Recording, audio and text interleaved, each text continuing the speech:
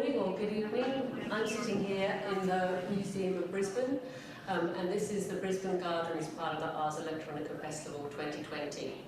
First of all, I'd like to do an acknowledgement on behalf of Museum of Brisbane, and I'd like to respectfully acknowledge the traditional owners of the land on which we gather, known as Meanjin, Brisbane. To acknowledge the Turrbal and the Yagara and also the other First Nations peoples and their elders past, present and emerging. And I would particularly like to acknowledge the ongoing contribution of Aboriginal and Torres Strait Islanders peoples to the rich cultural life, to the contribution of that to our rich cultural life here in Brisbane. So as I mentioned, we're in Brisbane. And this is a museum that's really rooted in its city. It tells its stories, it celebrates and supports our cultural life, and it broadcasts our histories. So a quick intro, I'd just like to acknowledge that we've got a whole crew here from Brisbane, Museum of Brisbane, who have stayed back way past home time. And my name is Lubi Thomas, and I'm an independent curator, mainly working in the field of media, experimental and hybrid arts. And I'm really interested in the potent discourse that artists who work at the nexus of art, technology, science and society are engaged in.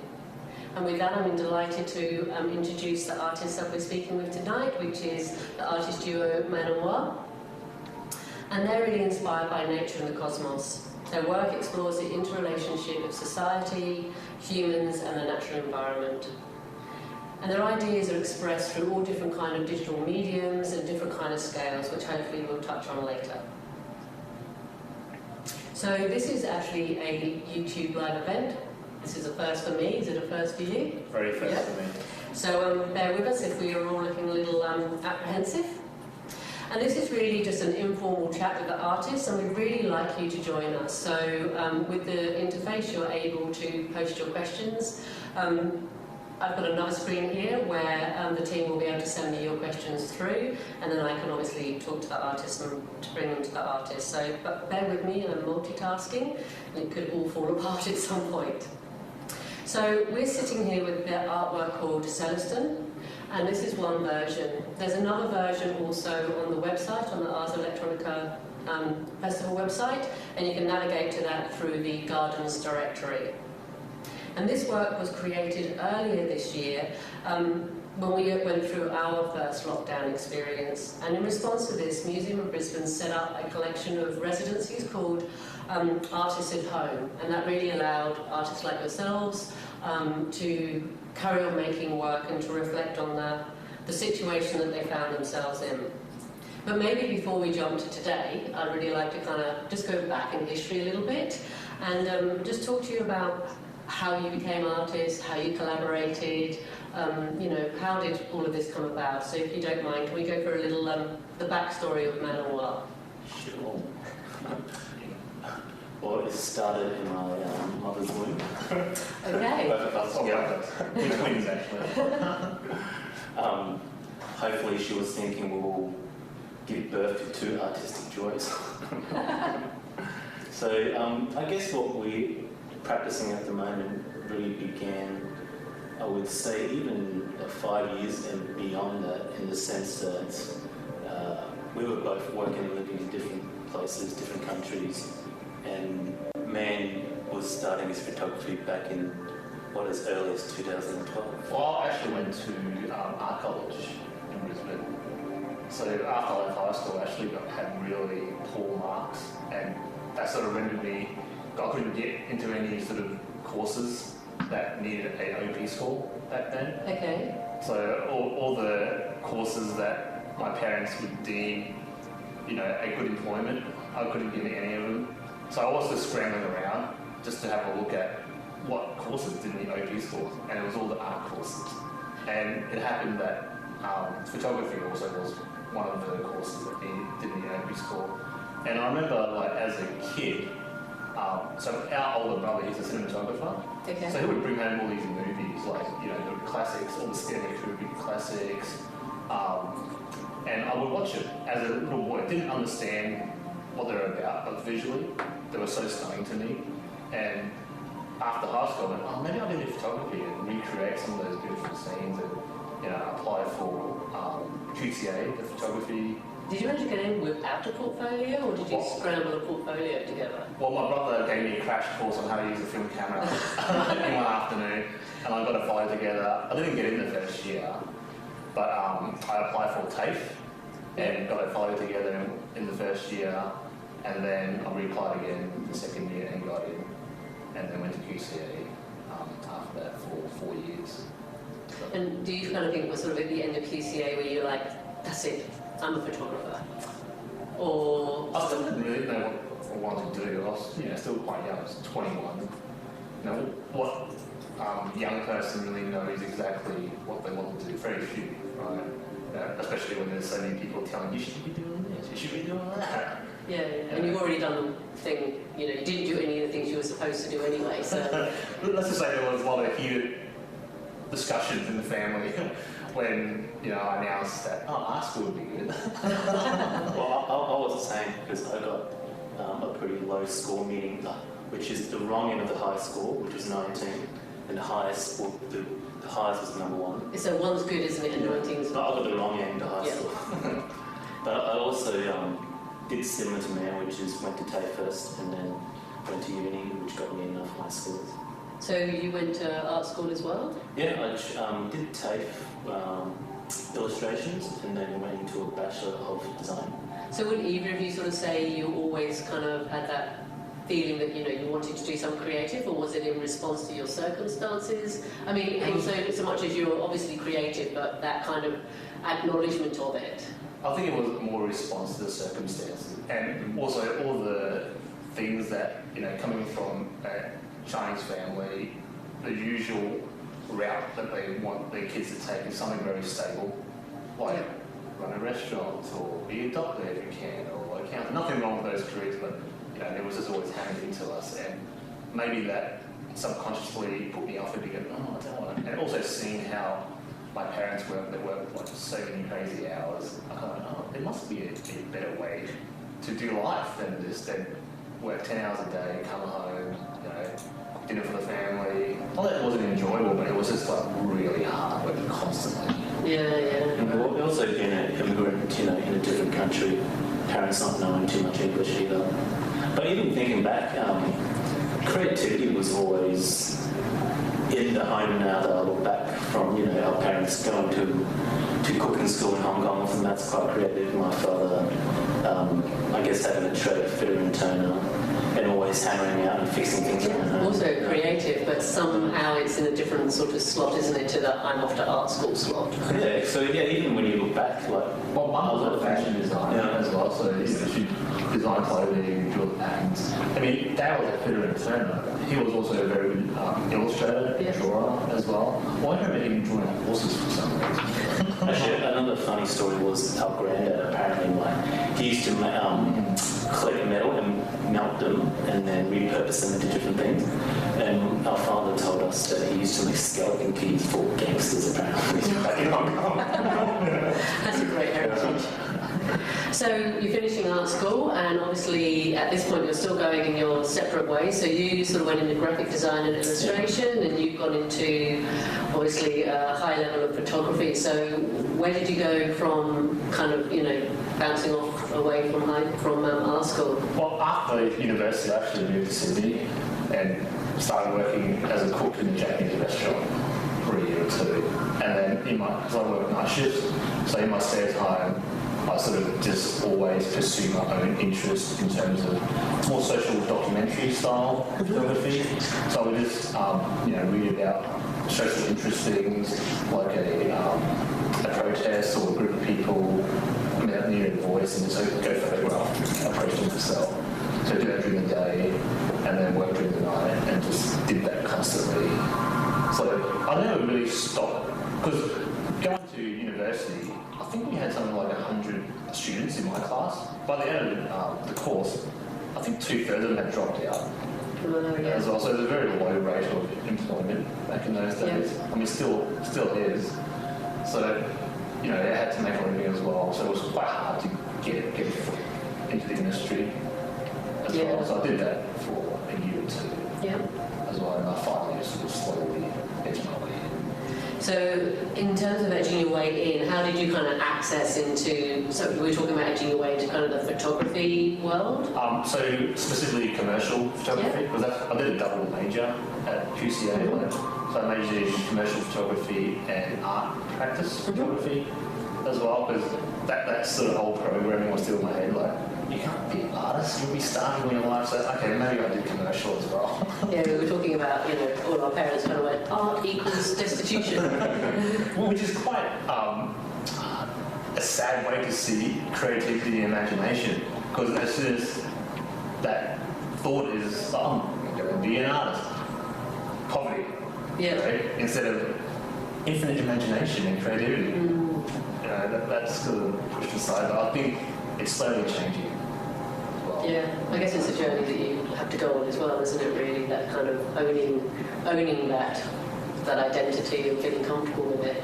So you're working in Sydney, and where did you go from? I think when you were in Sydney, I was still in Brisbane. Got design work, and then eventually started freelancing. Started my own clothing label, which went for a while, and then also. Well, that clothing label was where we first sort of really collaborated, and a lot of our creativity flowed in there because it involved, you know, wire designing, us designing the clothing, and doing the catalogs, photography, and things like that, and designing the garments as well.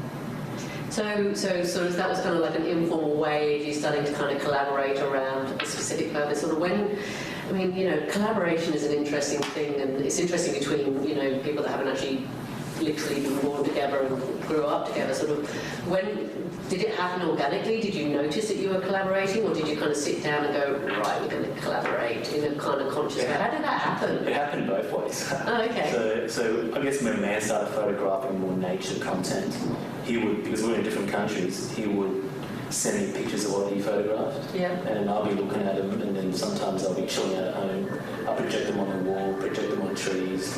I just observe his work that way, and then throughout the years, until a certain point where we were both coming back to, or when he was coming back to Australia, and while I was working in the northwestern Australian desert, I was finishing up there. So we kind of made a conscious choice to, okay, let's just do something. Yeah, because so I was living in London for about 6 years almost, sort of working for a fashion company, just doing all the photography in this really dusty, like, no window studio. And like last night, I was sending photos of some of the sort of nature stuff I would take. I mean, it wasn't this style, it was sort of more in the white background, more landscapes. Yeah. And he would ring me out, and I was like, guess what I'm doing? I'm just looking at the images, I'm like, you know, nights off and projecting really big. And they would tell me he would jam with his housemates with music. Oh yeah, we'll have a Friday night jam session. You know, 5 people on synthesizers, guitar, whatnot, and then have some visuals on the background. Yeah. So, and I've already got a question. So people are obviously seeing this work for the first time, and may have jumped already on the Ars Electronica side. So, sort of thinking, you know, we're now going to leap forward and maybe go back a little bit. Sort of, how from this sort of, you know, quite distinct beginnings and kind of messy and fluid space, sort of we arrive at a work like this, which is, you know, well thought through and really quite beautiful and sophisticated in its presentation. Sort of what from those kind of first beginnings, how did you get to working like this, and what's sort of the essence from those beginnings that sort of exists in the work today? Do you want to answer that one? Well, it kind of all progressed, I guess, naturally in terms of, like, so every project that we engaged in, we would sort of, you know, get inspired by something and go on a tangent and create a style, and then sort of jump to the next one. We always try to, you know, lead on from the last one and not just end it, because, you know, I find sometimes there's a culture of always wanting to create something new, but always putting out new content, and that could be a lot of pressure for anyone, always coming up with new ideas. So why don't we just use the inspiration from the last one, take it to the next one and see where it goes, if it happens. You know, if not, that's cool too. So it's sort of like what we said before, you know, sending photos to Wa when we were living apart. It's like a crude form, slowly. This is a very refined form of that when you think back. Yeah. Yeah, it's like the current project pollinates the next project and so on and so on. Yeah.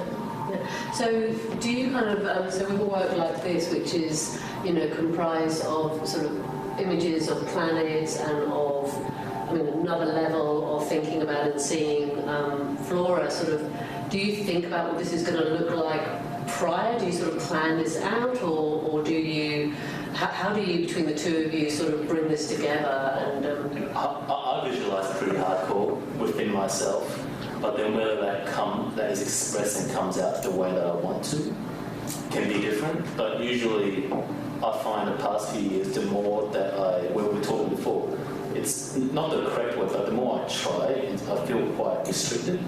But the other, that subconscious just take over, and then after I create it, sometimes I'll watch it and observe it and look at it. I kind of trip out myself and what have I created? And it's not until I get time to reflect that I start seeing clues of where all those inspiration comes from. So I just let the creativity drive itself within me. I try not to put too much, like conceptual or physical constraints, like, this must be this big, or we just go all out in the beginning with ideas and then sort of scale it back to, if there's a criteria, scale it back to that. Yeah. So, and you've got a huge collection. You've got a massive collection of images. You've got a huge collection of actual objects, or pieces of plants, and sort of how do you sort of manage that, and how do you collect and deal with just accessing your own collection by which to make an artwork? It's terabytes and terabytes worth. Like last year, we were at the Amazon rainforest doing residency, and it kind of dawned on us that we just have so much data of images and footage and things like that. We had made a joke of it and said, what do you do as artists? We don't create, we just collect content. It was an ongoing joke between us for quite a few months. Yeah, and so towards the end of last year, we said, you know what, let's not collect any more content because we've got so much, and let's just be mindful and use what we've got. And lo and behold, this year has been all that, every project. Or even an interesting chain of events, I guess, with the global events happening, that going out recording content has slowed down. It's kind of like, we made an intent and it has kind of turned out that way, that we can look through our content and then use it mindfully. And sort of, from my observation of your work, sort of seems that, there's this kind of strong kind of threads about ecology, humanity, and the interrelationship of those. But in this instance, that kind of discussion is also enabled by digital tools, by, high-end skills, high-end technology to be able to produce what we're sitting amongst here. Is it fair to say, are the conceptual threads, can you unpack, tell us a little bit more about that relationship that you are interested in, that ecology-humanity relationship? So, I guess it's something that I kind of, in my own time, just trying to extrapolate to, because it's always constantly changing. Because every project, or just in life in general, I meet certain things or come across certain information, and it constantly rewires the way I think, I didn't think about that, So, from that point of view, I think in the video that MOB made of us, we said it's a collaboration between us and nature. And to unpack that, meaning, so I extrapolate back. So this would not be possible, even probably 30 years ago, just because the technology wasn't there. And just the way we create these photos. So in that sense, it's taken however many millions of years of, cosmic evolution for us to get to this point as humans, to discover ways to reimagine the minerals we sort of extract from the earth, reconfigure that into a laptop or a TV or a camera, and then us monkeys come along and go, let's capture some flowers. And then streaming live here to everyone that in itself is create a video. So from that context, the connection between ecology, human, and technology it's inseparable. Even the chairs we're sitting on, the glasses you're wearing, the music playing, it's all extracted from the planet. So in a sense that we are all a part of it, we see that way as well. And very much kind of in terms of that sort of giving that sense of a holistic connection, which all of your practice is sort of based on. Sort of, how do you within the way that you present your work, sort of think about that for the audience, and how do you kind of capture us into that bubble that you're sort of really sort of talking about in terms of we're all part of the one? Whenever we create something, man, I always talk about, discuss amongst ourselves, like creating an experience. I guess that experience is from our perception of how we inquisitively understand or want to learn about and question, about our environment, from the earth to the ecosystem out to the cosmos, and using that kind of understanding, create an experience expressed through creativity to create, I guess, displays like this, and just share it, I guess, with... It's also to create a space, so there's that sort of, because we live in such a fast-paced life right now, so everything we do is always trying to slow it down to give people that space to really think about and contemplate about these things. But, when people come in, it's anyone's guess how they relate to it. Yeah. So we don't try to enforce you must look at the thing this way, or we don't try to put too much conceptual stuff on the didactics or anything, so people can experience it freely. As also, in that sense, we create a space with ambient music to sort of slow things down, nothing like flashy like a Michael Bay movie, just really smooth and slow, and then they can come in and hopefully it will inspire them to think about these things more, like it's sort of had an effect on us in that way as well. Yeah. So, and I've got a question. So, and you've been to a lot of places. So, which places in the world have most inspired your work, and where in the world has your work taken you? The Amazon jungle. That's the most recent one. India was a big one as well, and Asia.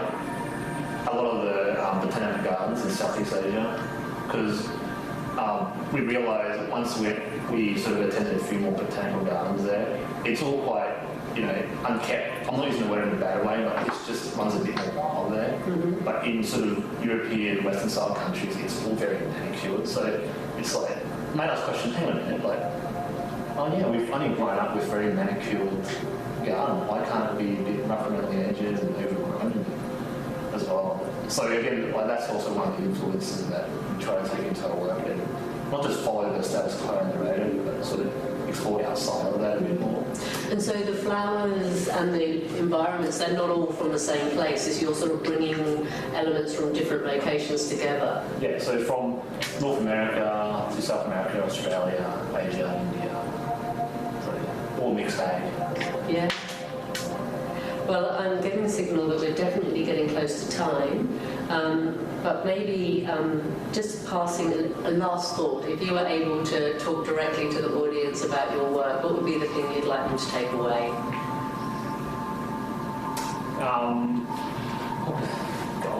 If they experience your work, would you, if they came here and experienced the work, what would be a thing that would you like them to feel? Always, I guess, trust your own instincts as well, and sort of trusting your own feelings, and sort of question things.